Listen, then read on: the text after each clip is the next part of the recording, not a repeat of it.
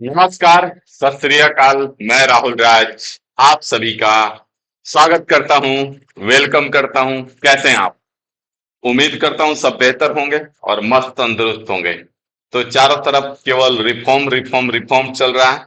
तो इसी रिफॉर्म से प्रभावित होकर के हमने भी ग्रुप डी रिफॉर्म लेकर के आया, ठीक है, जिसका नाम है reform group D practice series. इसमें मैथ और रीजनिंग के बेहतरीन बेहतरीन सवाल जो 2024 के से रेलवे के एग्जाम में अभी तक आए हुए हैं, उन सारे सवालों को कर रहे हैं। साथ ही साथ उनके सारे पैटर्न को समझ रहे हैं और एक एक करके डिस्कस करते हैं, ठीक है। तो आइए ज्यादा देर न करते हुए आज का सेट स्टार्ट करते हैं। 12 नंबर आपका सेट है। पूरा पूरा हर दिन आपको टाइम से सेट मिल जा रहा है, टाइम से आपको पीडीएफ मिल जा रहा है। तो अब आपका शिकायत दूर हुआ, सेट करके मजा हुआ आ रहा है। तो थोड़ा सा कमेंट किया कीजिए, आपके कमेंट का हमको बहुत बेसब्री से इंतजार रहता है। हाँ हाँ, आप ही को बोल रहे हैं भाई साहब, आप ही को बोल रहे हैं।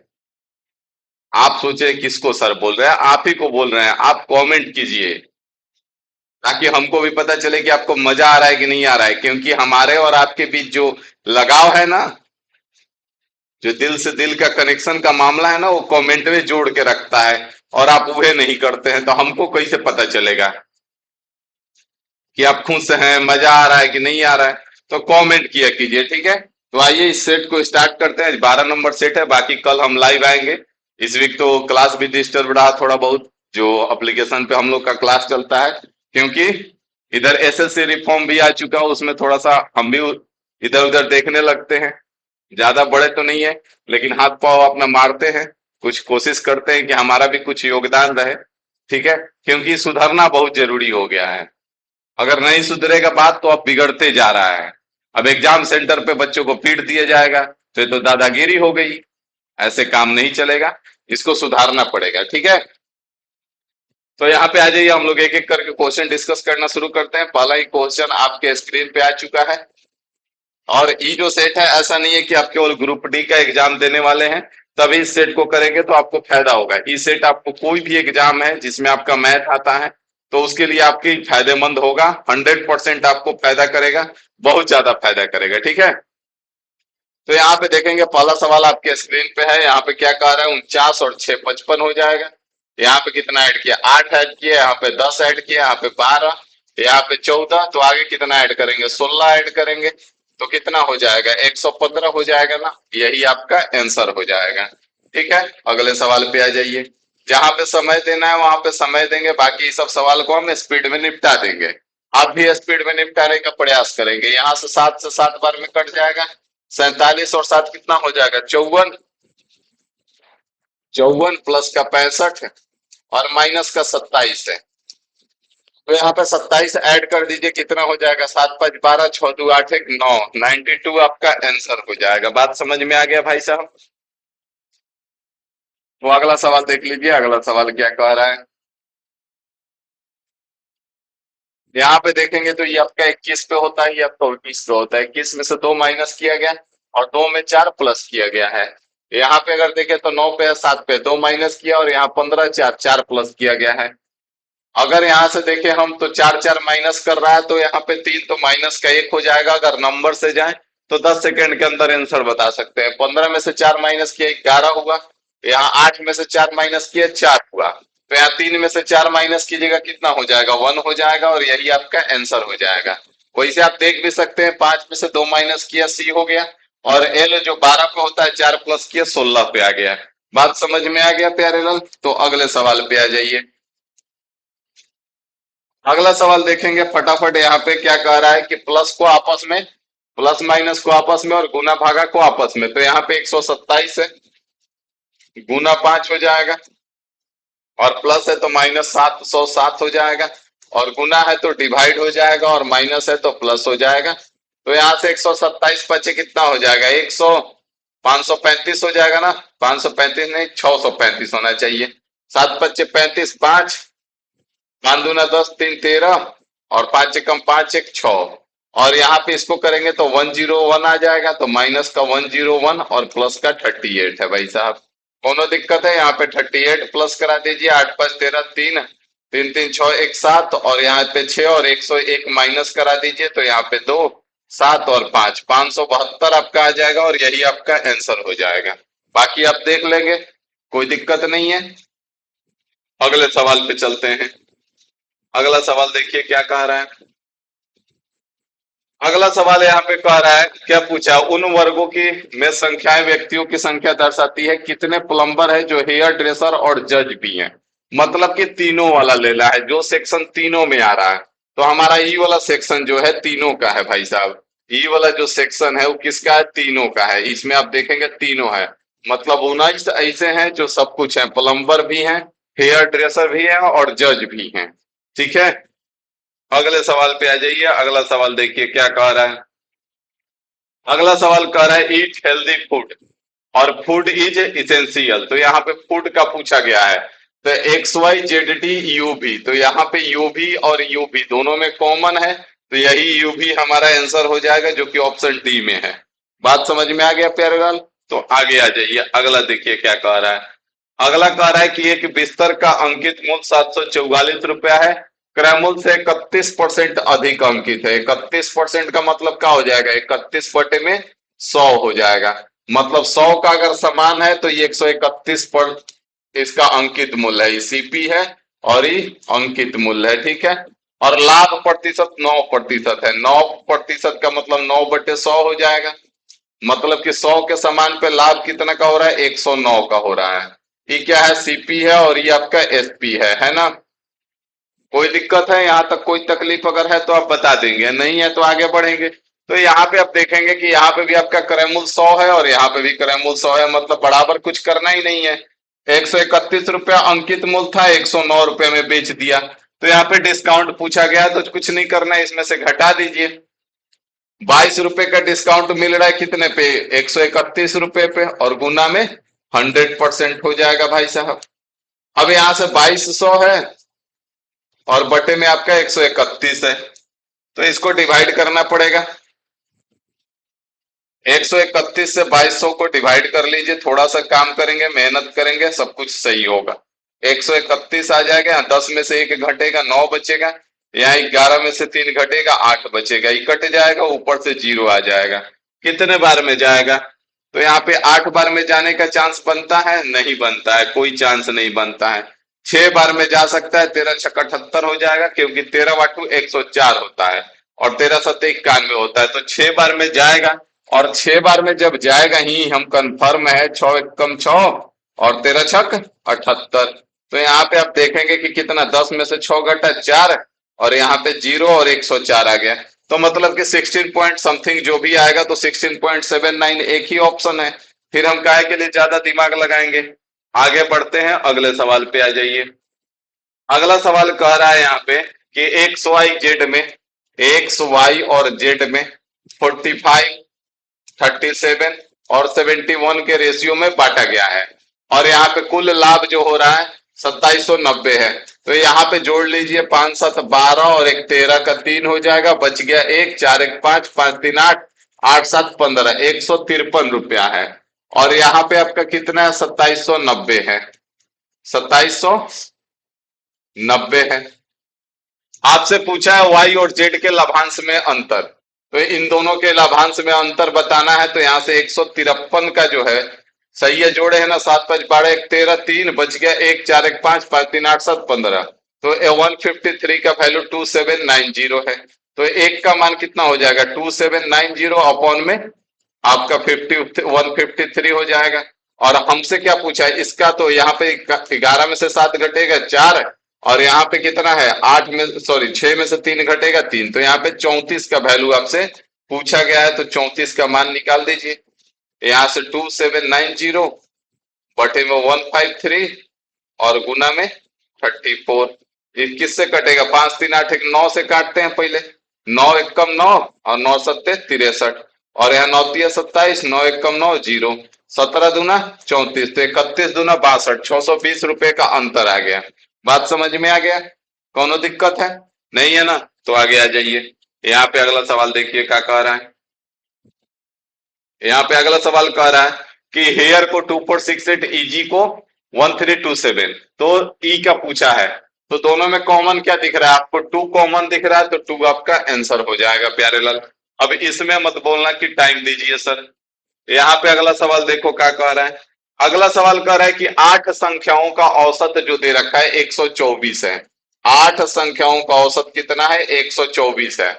यदि यह संख्याओं के योग का 16वां हिस्सा है तो सबसे छोटी संख्या ज्ञात करें। तो यहाँ पे 16वां हिस्सा है तो इसका योग निकाल लीजिए। तो इसका योग कितना हो जाएगा? 124 गुना में 8 हो जाएगा ना। और 16वां हिस्सा है तो 16वां हिस्सा है तो इसका 16वां हिस्सा निकाल लीजिए। 8 दूना 16 और 2 छक्का 12 और 2 दूना 4, तो 62 जो है सबसे छोटा संख्या हो जाएगा। बोला है कि यह संख्या का योग का 16वां हिस्सा है। बात समझ में आ गया? अगले सवाल पे आ जाइए। अगला सवाल देखिए क्या कह रहा है। अगला सवाल बढ़िया सवाल है, अलजबरा का सवाल है। कह रहा है कि मूल जो है उभयनिष्ठ है, मतलब कि दोनों मूल समान है। तो के का मान पूछा है, तो अगर यहां से के का मान, अगर यहां से हम अल्फा प्लस बीटा यहाँ पे देखेंगे, बी के स्थान पे के का मान है, तो अल्फा प्लस बीटा लगाएंगे, क्योंकि अल्फा प्लस बीटा का मान माइनस बी बाई ए होता है। तो अल्फा प्लस बीटा का मान माइनस बी बाई ए होता है, तो यहाँ से 5/2 हो जाएगा ना। और इधर अगर करेंगे तो हमारा के प्लस 1 और बटे में 4 हो जाएगा। कोई दिक्कत है ना सर जी? कोई दिक्कत नहीं है। तो यहाँ पे 10 बराबर के प्लस 1 हो गया, तो के बराबर कितना आ जाएगा? 10 माइनस 1, 9 हो जाएगा। और यही आपका आंसर हो जाएगा। कितने सेकंड का सवाल है? इतना आसानी से तब बनेगा जब आपको क्वाड्रेटिक इक्वेशन का सब कुछ पता होगा। और अगर आपको पता नहीं है तो जाइए इसी चैनल पे अलजेब्रा का फर्स्ट लेक्चर में हमने क्वाड्रेटिक इक्वेशन को बहुत ही अच्छे ढंग से समझाया है, वहां से कर लीजिए। ठीक है, आगे आ जाइए। आगे क्या कह रहा है? आगे कह रहा है कि के एस एम है। तो यहां से अगर देखें हम, तो अगर भाई साहब हम बात को अगर देखें यहाँ पे, तो पहले मिलाते हैं। पहले तो एम एम है, मिलने का चांस कम है, इसको खत्म करते हैं। यहाँ पे देखते हैं, तो यहाँ पे 12 पे है, 11 पे है, 20 पे है, 19 पे है, 14 पे है, 13 पे है, 14 पे है, 15 पे हो गया। इधर बड़ा अच्छा 15 पे है, 14 पे है, यहाँ पे 23 पे है, 22 पे है, 17 पे है, 16 पे है, मतलब कि यही हमारा आंसर हो गया। दूसरा हमने इसलिए पहले इसलिए नहीं चेक किया था क्योंकि यहाँ पे भी एम दिख रहा था और यहाँ पे भी एम दिख रहा था, तो इसलिए हमने चेक नहीं किया था। थोड़ा सा दिमाग को जगा के रखना पड़ता है, ठीक है। अगर दिमाग आपका सोया रह रहा है तो उसको कोशिश कीजिए कि वो जगे। उसके जगाने का, थर्ड ब्रेन को जगाने का तरीका होता है अनुलोम विलोम करना। ठीक है, तो अनुलोम विलोम कीजिए, थोड़ा सा वॉकिंग कीजिए, इससे आपका जो ब्रेन है वो जगा रहेगा। उसको थर्ड ब्रेन का जगाना बोलते हैं। ठीक है, मेरा थर्ड ब्रेन हमेशा एक्टिव रहता है। कह रहा है कि एक वृत्त जिसका केंद्र ओ है, त्रिज्या 6 सेंटीमीटर है, एक जीवा ए बी खींची जा रही है, ए बी हमने जीवा खींच दिया। ठीक है भाई साहब।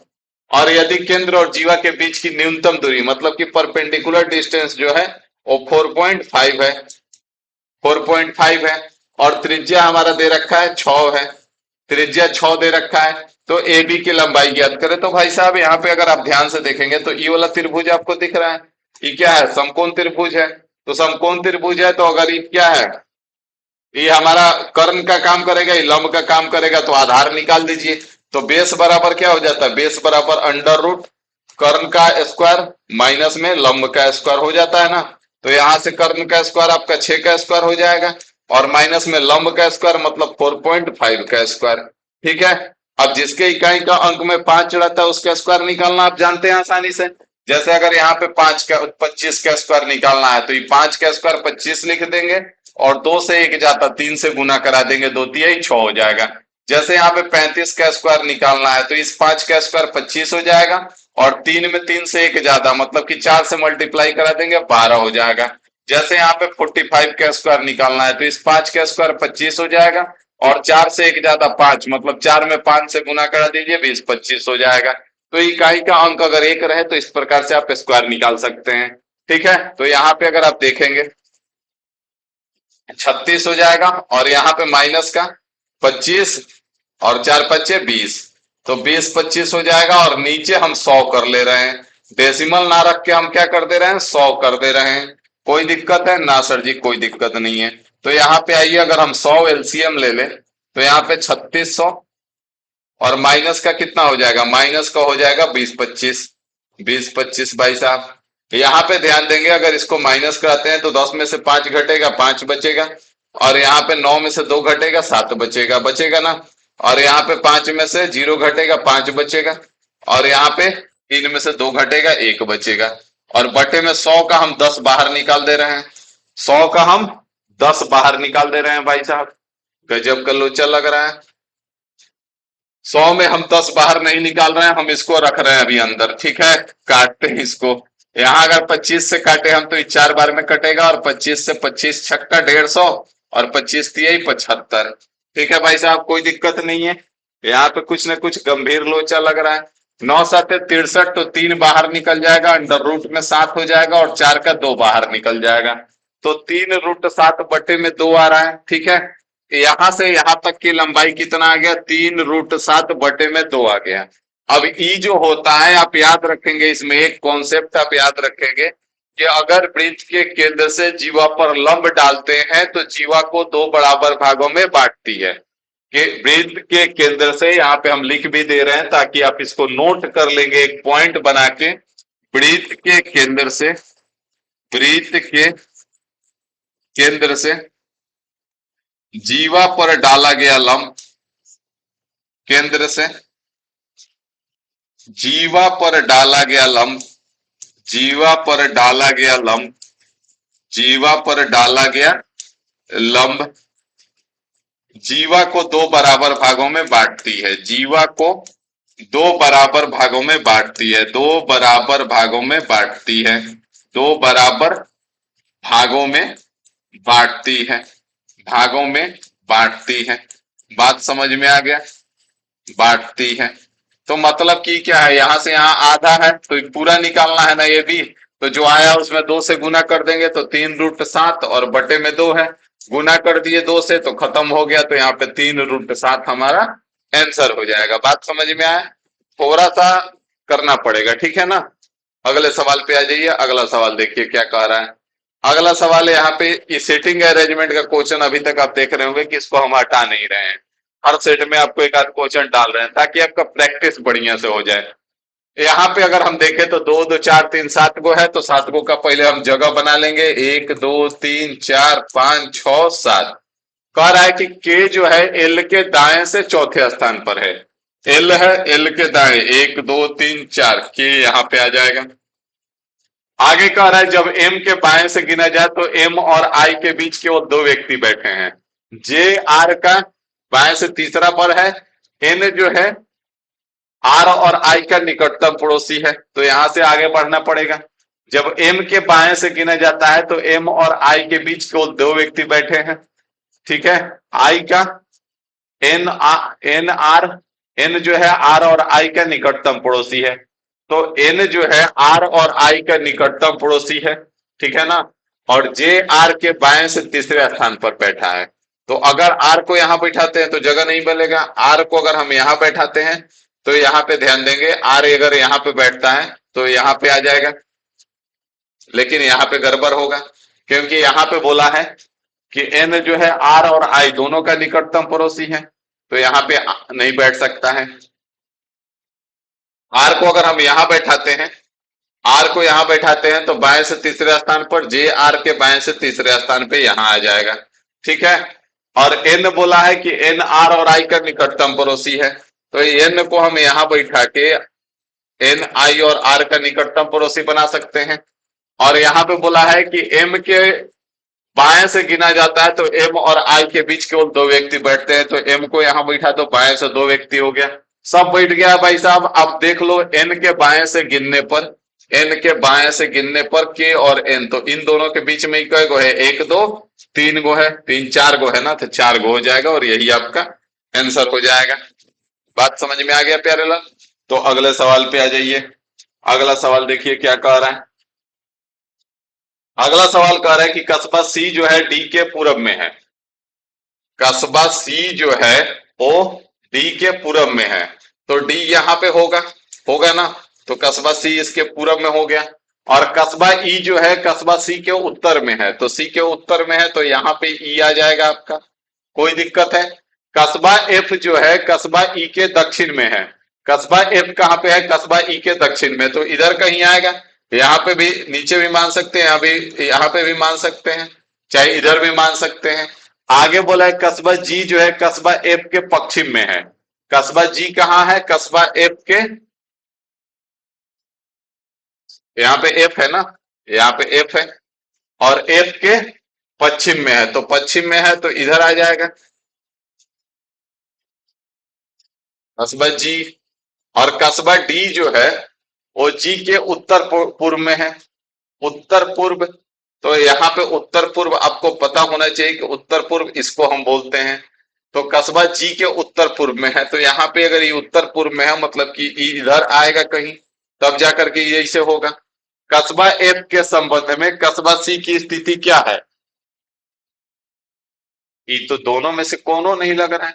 कस्बा सी के उत्तर में है, कस्बा ई जो है कस्बा सी के उत्तर में है, तो ठीक है उत्तर में है। कस्बा एफ जो है कस्बा ई के दक्षिण में है, तो कस्बा ई के दक्षिण में तो यहाँ पे भी आ सकता है, इधर भी आ सकता है। कस्बा एफ के संबंध में अगर ऊपर रहेगा तो नीचे दक्षिण में आ जाएगा, और नीचे ऊपर नीचे रहेगा तो ऊपर उत्तर में चला जाएगा। तो ये क्वेश्चन में लोचा लग रहा है। कस्बा सी कस्बा डी के पूरब में है, कस्बा सी कस्बा डी के पूरब में है। कस्बा ई जो है कस्बा सी के उत्तर में है, सी के उत्तर में। और कस्बा एफ जो है कस्बा ई के दक्षिण में है। तो एफ अगर दक्षिण में है तो एफ को तो हम यहाँ पे भी रख सकते हैं, इसके अकॉर्डिंग ये दक्षिण में हो जाएगा, नहीं हो जाएगा? कस्बा ई कस्बा सी के उत्तर में है तो ठीक तो है। कस्बा जी जो है कस्बा एफ के पश्चिम में है, कस्बा एफ के पश्चिम में है। और कस्बा डी जो है कस्बा जी के उत्तर पूर्व में है, जी के उत्तर पूर्व में है। ठीक है, कस्बा एफ के संबंध में सी की स्थिति क्या है? इस क्वेश्चन को होल्ड करते हैं। ठीक है, इस क्वेश्चन को आप लोग कमेंट करके बताइए कि इसका क्या आंसर होगा। ठीक है, इस क्वेश्चन को फिलहाल के लिए हम होल्ड करते हैं।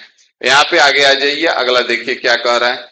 जॉन अपनी कक्षा में ऊपर से 24वें और नीचे से 16वें स्थान पर है, तो टोटल कितने हो जाएंगे? तो 24 और 16 40 हो जाएगा। मार दो आंसर। तो याद रखना भाई साहब, वो टॉप प्लस बॉटम माइनस का एक होगा, तो 40 माइनस 1 39 इसका आंसर होगा। ठीक है, अगले सवाल पे आ जाइए। अगला सवाल कह रहा है समषटभुज का क्षेत्रफल बताना है, जिसकी भुजा जो है आपका 16√2 है। तो समषटभुज का क्षेत्रफल जो होता है वो समबाहु त्रिभुज का क्षेत्रफल कितना होता है? √3/4 इंटू में भुजा का स्क्वायर, और षटभुज है ना तो 6 से गुना कर देते हैं, तो 6 गुना में √3 अपॉन में 4, और इंटू में इसका स्क्वायर करेंगे तो 16 का स्क्वायर 256, और √2 का स्क्वायर करेंगे तो 2 हो जाएगा। अब यहाँ पे काटपीट मचा लेते हैं, जो कट जाए वो कट जाए, यहाँ 2 से ही 2 बार में कट जाएगा, और 2 से ही 128 बार में कट जाएगा। तो 128 में 6 से गुना कर दीजिए, 12 छक 72, अच्छा 76 हो जाएगा। तो यहाँ से 8 छक 48, 4 बच गया, 12 छक 72 और 4 76, तो 668√3 सेंटीमीटर स्क्वायर आपका आंसर हो जाएगा। ठीक है, तो यहाँ पे समषटभुज का जो क्षेत्रफल होता है वो क्या होता है? 6 इंटू में समबाहु त्रिभुज का क्षेत्रफल, और समबाहु त्रिभुज का क्षेत्रफल क्या होता है? √3 अपॉन में 4 इंटू में भुजा का स्क्वायर। ठीक है भाई साहब, आगे आ जाइए। कह रहे एक व्यक्ति अपना 50% बचाता है, उसका व्यय जो है 320 रुपया है, तो आय कितना है? 50% बचा रहा है बेचारा, और खर्चा कितना कर रहा है? 320 रुपया। तो 50% बचा रहा है तो खर्चा कितना करेगा? 50% ना, और किया है 320। तो चल भाई अब इसका तू आंसर बता दे, न तो हम फोन से निकल जाएंगे, अभी प्रकट हो जाएंगे। ठीक है, जादू मंत्र से। अगले सवाल पे आ जाओ फटाफट, अगला सवाल देखो क्या कह रहा है। अगला सवाल P Q R S T U भी है, 2 2 4 3 7 गो है। ठीक है, 7 गो को कर देते हैं, 1 2 3 4 5 6 और एक 7 हो जाएगा।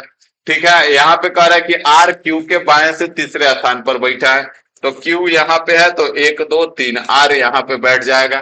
पी जो है टी के बाएं से दूसरे स्थान पर है, यू जो है पी और क्यू का निकटतम पड़ोसी है। पी जो है टी के बाएं से दूसरे स्थान पर है, बी जो है टी के बाएं से है। तो यहाँ पे आगे आते हैं, भी जो है आर का निकटतम पड़ोसी नहीं है, मतलब कि भी दोनों में से कहीं नहीं बैठ सकता है।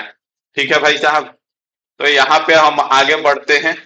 आगे जो बोला है कि P जो है T के बाएं से दूसरे स्थान पर है, तो T के बाएं से दूसरे स्थान पर अगर हम करें तो T यहाँ पे आएगा तो P यहाँ पे आ जाएगा, कोई दिक्कत नहीं है, ठीक है ना। और यहाँ पे बोला है कि U जो है P और Q का निकटतम पड़ोसी है, तो U यहाँ पे, Q यहाँ पे, और V जो है R का निकटतम पड़ोसी नहीं है, तो V यहाँ पे, बात खत्म। यहाँ पे बोला है T और U के बीच कितने लोग हैं, इधर से T के बाएं से, तो T के बाएं से इधर आएगा तो 2 लोग हैं, तो 2 लोग हो जाएंगे और यही आपका आंसर हो जाएगा प्यारे लाल। अगले सवाल पे आ जाइए फटाफट, अगला सवाल देखिए क्या कह रहे हैं। दो पाइप एक अलग अलग क्रम से 15 मिनट, 35 मिनट और 15 मिनट में, ए जो है 35 मिनट में और बी जो है आपका 15 मिनट में भर सकता है। एक तीसरा पाइप है जो कि इसकी तली में लगा हुआ है और तीनों मिलके 6 मिनट में खाली भर जाता है। तो तली के द्वारा जो भरा हुआ टंकी होगा वो खाली कब होगा, तो ए प्लस बी और प्लस का सी बराबर में 6, जब तीनों काम करेगा तो 6 मिनट में भर रहा है, ठीक है। तो ई दोनों भरेगा और ई क्या करेगा, खाली करेगा, बस कुछ नहीं। यहां से देख लो कितना एलसीएम हो जाएगा। यहां से अगर एलसीएम का हम बात करें, एलसीएम का अगर हम बात करें, 210 ले लें, 210 ले लेते हैं। तो यहां से 210 से 35 से कितने बार में कटेगा, 7, 7, 3, 7, 2 और 5 है, ठीक है। तो इसमें हमारा 7 और 5 है, तो 3 दूना 6 बार में हो जाएगा। 5 और 3 15 है, तो इसमें 7 दूना 14 बार में हो जाएगा। और इसमें 3 दूना 6 है, तो 7 5 35 हो जाएगा। गजब गजब गजब गजब गजब। टंकी को खाली करने के लिए उसके तल पर एक पाइप लगा हुआ है, यदि तीनों पाइप एक साथ खोल दिए जाए तो टंकी 6 मिनट में भर जाती है। यदि कोई अन्य पाइप खुला ना हो तो टंकी के तल पर लगा हुआ पाइप, गजब, इस कैसे संभव है भाई साहब, आए।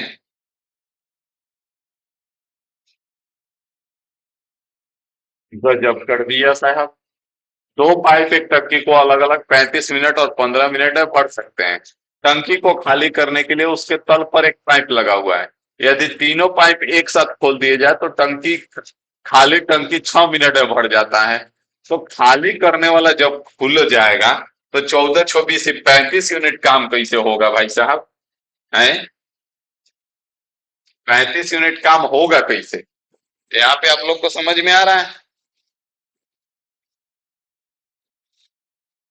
यहाँ पे 35 यूनिट काम होगा कैसे, जब ई बढ़ रहा है और ई बढ़ रहा है, तो ये दोनों को मिला के 20 यूनिट काम हो रहा है।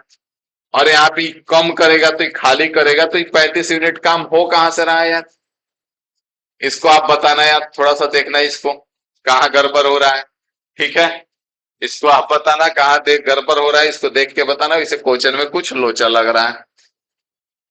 क्योंकि जब ये खाली करने वाला है तो खाली करने वाला चालू हो जाएगा तो ये दोनों मिल के भरेगा, उससे तो कम होगा ना। तो जब ये 20 हो जा रहा है, भर रहा है, तो 20 से कम होगा जब सी खुल जाएगा तो। और ये 35 हो जा रहा है, इसको आप देखना, देख के बताना कमेंट करके कहाँ मिस्टेक हो रहा है, हो सकता है हमसे भी हो रहा हो, ठीक है। तो आप देखना, यहाँ पे अगर देखें तो 7 2 9 2 11 2 13, तो 13 2 15, यहाँ पे 5 2 7 2 9 2 11 2 13, ओ एम हो जाएगा, O by go, O M G. P 4 2 6 2 8 2 10, sorry, 2 2 4 2 6 2 8 2 10 हो जाएगा, तो ओ एम जे हो गया, ओ एम जी होना चाहिए था, ओ एम जे हो गया, ठीक है। अगला सवाल देखो फटाफट। भूमि पर एक बिंदु से एक पहाड़ी के शीर्ष का उन्नयन कोण 60 डिग्री है, ठीक है। उन्नयन कोण 60 डिग्री दे रहा है, 60 डिग्री। पहाड़ी 171 मीटर ऊंची है, 171 मीटर ऊंची है। तो पहाड़ी के शीर्ष से दूरी ज्ञात करें, तो ये वाला आपको बताना है भाई साहब, क्या बताना है, ये वाला आपको बताना है। तो यहाँ पे अगर आप देखेंगे तो ये क्या है, ये 30 हो जाता है ना। तो यहाँ पे हम सिंपल सा काहे के लिए इतना माथा पीछी कर रहे हैं, साइन लगा दे रहे हैं। तो साइन अगर हम 60 का मान, साइन थीटा बराबर क्या होता है, तो साइन थीटा बराबर लंब बटे कर्ण होता है, साइन थीटा बराबर क्या होता है, लंब बटे में कर्ण होता है ना। तो यहां से अगर हम साइन थीटा लगाते हैं, साइन 60 लेते हैं, तो साइन 60 बराबर लंब कितना है, 171 है, और कर्ण हमको निकालना है तो एच निकालना है। साइन 60 का मान कितना होता है, √3/2 होता है, बराबर में 171 और बटे में h हो जाएगा। कोई दिक्कत है ना सर जी, कोई दिक्कत नहीं है। तो यहां से अगर हम देखें तो √3 से कटेगा ना, तो ये 3 से कितने बार में कटेगा, 3×5 = 15 और 3×7 = 21, 57√3 हो जाएगा यहाँ पे। ठीक है, और यहां से 2 से गुना हो जाएगा, h इधर आ जाएगा, तो 57×2 = 114√3 h का मान हो जाएगा और यही आपका आंसर हो जाएगा। बात समझ में आ गया प्यारे लाल? तो फटाफट आ जाइए, आगे बढ़ते हैं। अगला सवाल देखिए क्या कह रहे हैं। अगला सवाल कर रहे हैं कि 56 सेंटीमीटर 42 और 70 भुजा वाला एक समकोण त्रिभुज 56 सेंटीमीटर भुजा के परिधि घुमा करके, तो यहाँ पे 56 है, कुछ इस प्रकार से ही रहेगा आपका। ठीक है, तो कुछ इस प्रकार से यहाँ पे ये आपका बन के शंकु तैयार होगा। ठीक है भाई साहब, कुछ इस प्रकार का। तो ई जो है 56 सेंटीमीटर इसका हाइट होगा, और जब ई 56 है तो ई तो आपका 70 हो जाएगा और ई 42 हो जाएगा। 14×3 = 42, 14×4 = 56, 14×5 = 70, 3×4 = 5 है। कह रहा है शंकु का कुल पृष्ठीय क्षेत्रफल, तो सब तो दिया हुआ है। आर जो है त्रिज्या 42 हो जाएगा, एल जो है आपका 70 हो जाएगा और एच जो है 56 हो जाएगा। यहां से कुल पृष्ठीय क्षेत्रफल पूछा है, टोटल सरफेस एरिया। तो शंकु का टोटल सरफेस एरिया याद कर लीजिए आज के बाद। पहले कर्व सरफेस एरिया हमको कमेंट करके बता दीजिए कि कर्व सरफेस एरिया क्या होता है। तो कर्व सरफेस एरिया गुरुजी पाई आर एल होता है। तो यहां से पाई आर एल कर दिए टोटल सरफेस एरिया, और प्लस क्या करेंगे, तो टोटल सरफेस एरिया में निकालने के लिए कर्व सरफेस एरिया में हम क्या करते हैं, टॉप और बॉटम के क्षेत्रफल को ऐड कर देते हैं। तो इसमें टॉप तो पॉइंट है, बॉटम में सर्किल है, तो प्लस कर दीजिए पाई आर स्क्वायर। तो पाई आर स्क्वायर यहां से प्लस हो गया, यहां से पाई और आर कॉमन ले लीजिए, तो एल प्लस आर आपका हो जाएगा। पाई के फॉर्मेट में आंसर है, तो पाई को छोड़ दीजिए, गुना में आर आपका कितना है, आर 42 है, और एल प्लस आर मतलब कि दोनों को जोड़ दीजिए, तो 70 40 110 112 हो जाएगा। अब 42×12 है, तो इकाई का अंक कितना आ रहा है, 4 आ रहा है। इकाई का अंक 4 आ रहा है, तो यही होना चाहिए। अब अगर गुना भी करना है तो आप कर सकते हैं। यहां से 2×2 = 4, 2×1 = 2 और 2×1 = 2 हो जाएगा, 4×2 = 8 और 4×4, तो यहाँ पे 4, 8×2 = 10, 4×2 = 6 = 7, 4704 आपका आंसर आ गया। बात समझ में आ गया भाई साहब? तो आ जाइए अगला सवाल पे चलते हैं फटाफट। अगला सवाल देखिए क्या कह रहा है। कह रहा है कि 906% मासिक ब्याज के दर से 12 महीनों में साधारण ब्याज, तो 6% मासिक मतलब एक महीने में 6%, तो 12 महीने में कितना हो जाएगा, 72% हो जाएगा।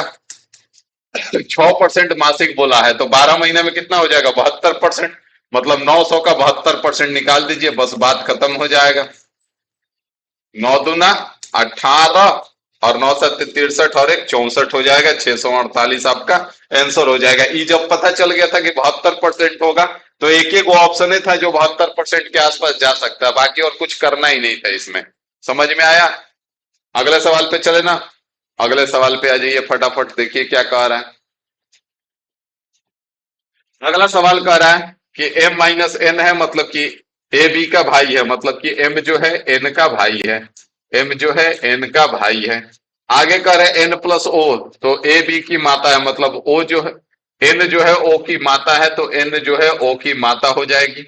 और o/p, तो a/b का अर्थ है ए बी का पिता है, मतलब o जो है p का पिता हो जाएगा, o जो है p का पिता हो जाएगा, और p इंटू की, तो ए बी की पत्नी है, मतलब पी जो है क्यू की पत्नी है, तो पी का क्यू से शादी करा दीजिए। पी का क्यू से शादी, एम क्यू से किस प्रकार संबंधित है, तो यहाँ पे क्या हो जाएगा, पत्नी के पिता की माता का भाई, सही बात है। ये पत्नी हो जाएगी, पत्नी का पिता, पिता का माता, माता का भाई, तो पत्नी के पिता का माता का भाई हो जाएगा, और यही आपका आंसर हो जाएगा। बात समझ में आ गया? तो आगे आ जाइए, हिलाइए मुंडी और आगे आ जाइए। यहाँ पे देख लीजिए क्या कह रहा है। यहाँ पे कह रहा है कि इतना एक्स है, इतना वाई है, तो एक्स का पावर जेड, तो एक्स आपका कितना है, 12 का पावर 0.36 है भाई साहब। ठीक है, और इसका पावर जेड करेंगे तो यहाँ पे जेड हो जाएगा ना, और y का पावर 4 है, तो y कितना है आपका, y है 12 0.64, और इसका पावर 4 हो जाएगा। कोई दिक्कत है ना सर जी, कोई दिक्कत नहीं है। यहां से अगर हम कर ले तो 12 का पावर 0.36 जेड हो जाएगा, हो जाएगा ना। और यहां से कर दे तो 12 का पावर 64 चौका 256 हो जाएगा, तो 2.56 हो जाएगा। बेस सेम है, बेस को खत्म कर देते हैं, 0.36 जेड बराबर में यहाँ पे 2.56 हो जाएगा ना। तो यहां से जेड बराबर क्या आ जाएगा 2.56 और बटे में 36 तो यहाँ से डेसिमल खत्म हो जाएगा। बाकी यहाँ पे कितना के जाएगा, 3 7 21, 3 8 24, 7 बार में समथिंग जाएगा आपका। आप काट के चेक कर सकते हैं, इसे आप पहले काट दे तो किससे काट सकते हैं, 18 बार में, 2 1 कम 2, 2 दूना 4 और 2 8 16, 2 से 9 बार में, और 2 6 12, 2 चौका 9 7 63, 7 दशमलव कुछ आएगा, तो ऑप्शन सी आपका आंसर हो जाएगा। कुछ था नहीं, बस थोड़ा सा आपका कैलकुलेशन टेस्ट कर रहा था। ठीक है भाई साहब, अगला आ जाइए। अगला कह रहा है समांतर माध्य बताना है। तो अब इस समांतर माध्य में तो गलती नहीं होगा कि होगा, अभी भी समांतर माध्य में गलती करोगे, अब तो ना करोगे ना। तो इसका कमेंट करके बता दो थोड़ा, इसका आंसर क्या होगा, कमेंट कर दो थोड़ा इसका आंसर। कह रहा है कि एक व्यक्ति वस्तु को 112 रुपए में बेचने पर 30% की हानि होती है, 15% का लाभ करने के लिए किस मूल्य पर बेचा जाना चाहिए। जब 30% का हानि हो रहा है तो सामान को कितने परसेंट पे बेचा जाएगा, 70% पे बेचा जाएगा ना। तो 70% पे बेचा गया है, तो कितना हो रहा है 112 हो रहा है। तो 7 से पहले काट दीजिए 10 बार में, और 7 1 कम 7, तो 7 6 42, 2 से काट दीजिए 5 बार में, और 2 से काट दीजिए 8 बार में। हमसे क्या पूछा है, 15% का लाभ, 15% का लाभ पाने के लिए कितना परसेंट पे बेचा जाएगा, 115% पे। तो 5 से 115 पे जाने के लिए हम क्या करेंगे बताओ, 23 गुना करेंगे। तो इधर भी 23 गुना कर दीजिए, 8 गुना 23 हो जाएगा, 20 8 160 है, और 3 8 24, 184 आपका आंसर हो जाएगा। बात समझ में आ गया भाई साहब, तो हिला के मुंडी आगे बढ़ जाइए। यहाँ पे कह रहा है कि ए का अर्थ डिवाइड है, बी का अर्थ मल्टीप्लाई है, सी का अर्थ प्लस है, और डी का अर्थ माइनस है। तो यहाँ पे किसका परिणाम 75 होगा। तो यहाँ पे देखेंगे कि बी का अर्थ गुना है और सी का अर्थ प्लस है, तो इसको अगर जोड़ दें हम और यहाँ पे गुना हो जाएगा तो थोड़ा सा ज्यादा हो जाएगा, यहाँ पे गुना हो रहा है। अगर हम यहाँ पे देखें तो ए का अर्थ डिवाइड है ना, तो यहाँ पे हम पहले इसको चेक करेंगे, तो यहाँ पे हमारा 84 है, डिवाइड 12 है, ठीक है, और 12 डी क्या है, तो डी माइनस है, -76 है, और सी कितना है, तो सी आपका +36 है, प्लस का 36 है, और बी जो है गुना का 4 है। तो यहां से बढ़ सकते 84 हो जाएगा, 7 माइनस का 76, और प्लस में 36 चौका 36 दूना 72, 144 हो जाएगा। तो 144 हो जाएगा ना। कुछ लोचा लग रहा है, कुछ नहीं लोचा है, यहां से इसको जोड़ दीजिए, इसको घटा दीजिए, तो ये 151 माइनस का 76 हो जाएगा। तो यहाँ पे 75 आपका आंसर आ जाएगा। तो यहाँ पे 75 हमारा आंसर आ गया, ऑप्शन सी सेटिस्फाई कर रहा है। हम जो है इसको डिवाइड को पकड़े कि यहाँ पे डिवाइड हो जाए। ठीक है, आगे बढ़ेंगे, अगले सवाल पे आ जाइए। अगला सवाल देखिए क्या कह रहा है।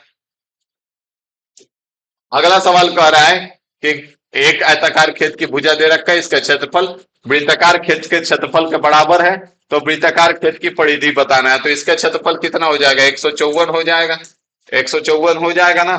तो 154 हो जाएगा, और पाई आर स्क्वायर के बराबर है, तो 22/7, और इंटू में आर स्क्वायर के बराबर है। तो 11 से कटेगा ना, 11 से कटेगा, 11 दूना 22, 11 कम 11, यहां से 2 से, तो यहां से सॉरी 7 बार में कटेगा, तो आर बराबर कितना आ गया, 7 आ गया। 2 पाई आर, परिधि बराबर क्या होता है 2 पाई आर, तो 2 गुना में 22/7, और गुना में आर हो जाएगा, तो 7 से 7 कैंसिल, 22 दूना 44 हो जाएगा, और यही आपका आंसर हो जाएगा। बात समझ में आया। अगले सवाल पे आ जाइए। अगला सवाल देखिए क्या कह रहा है। अगला सवाल पूछा है कि इसका सरलीकृत मान बताना है। तो मान बता देंगे, 10 सेकंड का सवाल है, 139 है, और 11 4 15, 15 में 15 से गुना कर देंगे तो 225 हो जाएगा, और प्लस का 52 है। तो यहां से अगर हम जोड़ दें तो 9 2 11, और 5 3 8 1 9, और यहाँ पे 1, और इसमें 225 में से घटा दीजिए 4, और यहाँ पे 22 में से 3 39, तो माइनस का 34 आपका आंसर आ जाएगा, माइनस का 34 आपका आंसर आ जाएगा भाई साहब। आगे आ जाइए, फटाफट निपटा देते हैं। आगे आ जाइए। ए एक निश्चित कार्य उसी समय में कर सकता है जिसमें बी और सी मिलकर कर सकते हैं। यदि ए और बी मिलकर इसे 7 दिन में करते हैं, ए प्लस बी जो है इसको 7 दिन में कर रहे हैं, और सी अकेला 9 दिन में कर रहा है।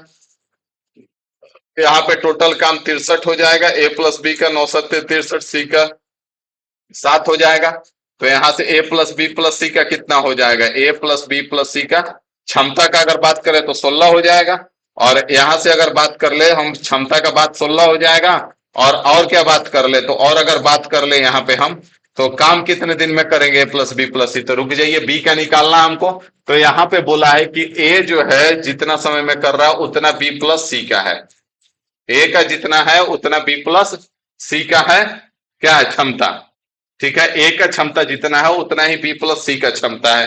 बात को यहाँ पे ध्यान से समझेंगे कि दोनों बराबर हैं।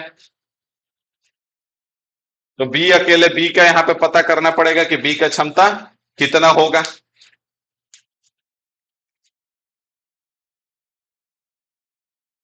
तो यहां से सी का हमको कितना पता है, सी का पता है कि 7 है ना, सी का कितना है, 7 है। तो अगर बी को हम इधर लेके आते हैं तो ए माइनस बी बराबर कितना आ जाएगा, 7 आ जाएगा ना।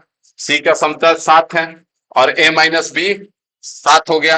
और ए प्लस बी कितना है, 9 है। ए प्लस बी कितना है, 9 है आपका। तो ए प्लस बी 9 है भाई साहब, तो बी का कितना हो जाएगा क्षमता, तो 9 - 7 2, 2/2 1 हो जाएगा। तो यहाँ पे टोटल क्षमता बी का 1 है और काम 63 है। तो यहाँ पे 63 दिन में करेगा। बात समझ में आया कि ना आया, आ गया ना। ए बराबर यहाँ से बी प्लस सी दिया है ना, ए एक निश्चित कार्य को उसी समय में कर सकता है जितने में बी और सी मिलकर। तो मतलब कि यहाँ पे ए के क्षमता के बराबर है बी प्लस सी का। सी का क्षमता 7 है तो यहाँ पे रख दिया और बी को उधर लेके गए तो ए माइनस बी 7 आ गया, ए प्लस बी 9 आ गया। तो बी का क्षमता यहाँ पे निकाल लिए, और बी का क्षमता निकाल लिए तो यहाँ से आगे बढ़ जाइए, आगे आ जाइए। यहाँ पे ध्यान दीजिए क्या कह रहा है। यहाँ पे अगर देखें तो 1 माइनस किया, 3 माइनस किया, 5 माइनस किया, 7 माइनस किया, तो आपका माइनस करेंगे, 9 माइनस करेंगे। लग रहा है सबको क्वेश्चन नहीं मिल रहा है। अगला सवाल देखेंगे यहाँ पे। अगला सवाल क्या कह रहा है, 15 है, प्लस का अर्थ माइनस है, माइनस का अर्थ गुना है, 15 गुना का 3 हो जाएगा, डिवाइड का अर्थ +5 हो जाएगा, प्लस का अर्थ -18 हो जाएगा, और डिवाइड 6 हो जाएगा। 6 3 18 हो जाएगा, 15 3 45, और 5 50, 50 - 3 47 आपका आंसर हो जाएगा। काहे के लिए इसमें रुकना है, आगे आ जाइए।